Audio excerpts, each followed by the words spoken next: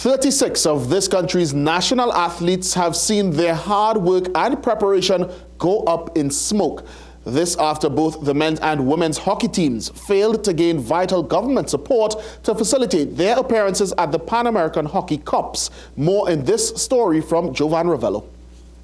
Trinidad and Tobago qualified for both the men's and women's Pan American Outdoor Hockey Cups against all odds, and without a turf at home on which to train for almost a decade. The men's team's qualification was confirmed in September 2024. The women qualified in January 2022 after a top 6 finish in the previous cup. Now, neither team will compete at the respective final tournaments. The men were scheduled to play their opening match against Chile in Montevideo, Uruguay tomorrow, while the women were meant to face the same country on Friday. But today, the Pan American Hockey Federation informed its member states from North, Central, South America and the Caribbean that TNT's teams will not be involved. TNT Hockey Board President Willard Harris tells Guardian Media Sport the withdrawal comes after months of appeals for a clearer funding picture.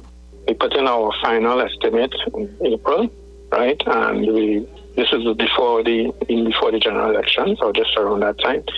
The government changed. The board sports wrote us acknowledging receipt, but they didn't have a board. But they were pursuing whatever they had to do to forward it to the relevant authorities.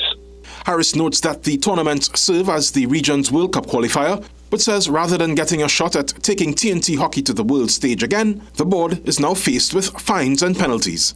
Well, first of all, a loss of any deposits that have been put towards the tournament will be fined by the Pan Am Hockey Federation under their withdrawals policy because they are deemed to be withdrawn. We will also face that any cost that the local organizing committee in Uruguay has incurred so far with regard to preparation for Trinidad and Tobago, like the other teams, that cost, once audited, would be subject to us paying that. TNT's absence will also attract penalties from tournament media and broadcast partner ESPN, setting the local board further back. In recent times, Trinidad and Tobago's hockey teams have scraped into regional tournaments, arriving the day before and even on match days. Harris weighed the knock-on effects of this latest debacle. I assume it will impact the psyche of the current players. It will impact our standing with the Pan Am, even maybe our participation internationally.